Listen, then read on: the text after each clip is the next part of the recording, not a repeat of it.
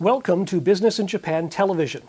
With us today is Mr. Andrew Wylegala, who's the Senior Commercial Officer at the U.S. Embassy in Tokyo, and Mr. Takahiko Suzuki, a Commercial Specialist. So your office is involved in a range of activities covering all sorts of industries. But today, we're just going to talk about three of them: renewable energy, tourism, and jewelry/luxury goods.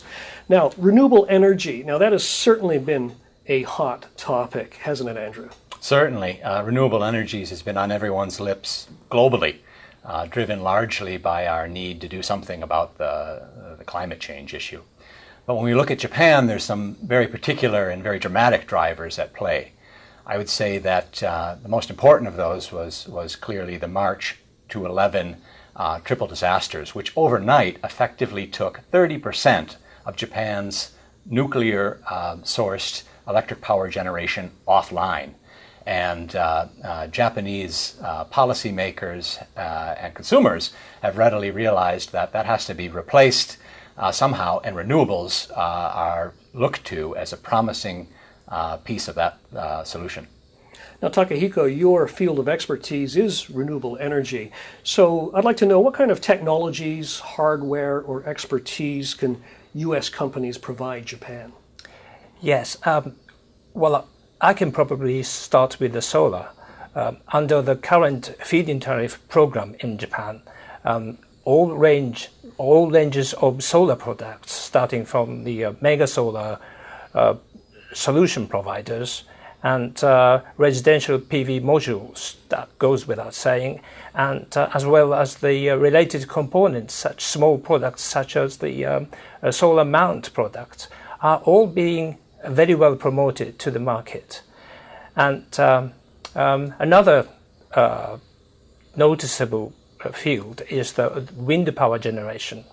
And in the United States, there are about 500 wind turbine manufacturers. The number far exceeds the number of the Japanese wind turbine manufacturers. And because the feed-in tariff program provides the good incentive for such manufacturers, we have had a lot of inquiries from the American companies who would like to enter the market. But you're encouraging these companies to be generally suppliers to Japanese partners, as opposed to encouraging them to, introduce complete systems. Isn't that right?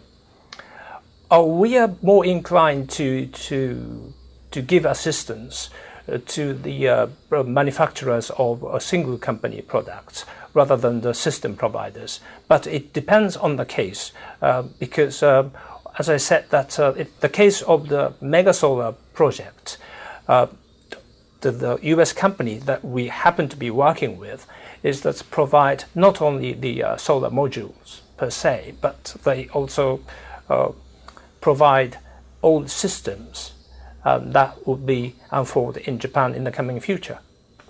Well, Takahiko, you've been talking exclusively about solar and wind. Is that all there is to it? Andrew? Yes, if I might step in here, my colleague was quite accurate that solar and wind is really where a lot of the action is, but it's by no means all of the story or all that the U.S. has to offer. For example, microgrid and smart grid technologies are critical backbone infrastructure components to making the system all come together, and the U.S. is particularly strong in that. Everything that goes from power measurement and power voltage management right down to storage, which is incredibly important when you're talking about intermittent sources of energy, which most renewable sources are. So we're strong across the whole spectrum of those technologies.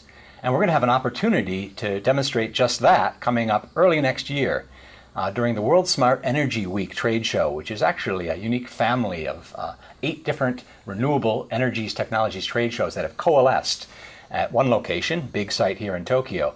And we're looking very much forward to introducing a whole range of very strong technologies out of the U.S.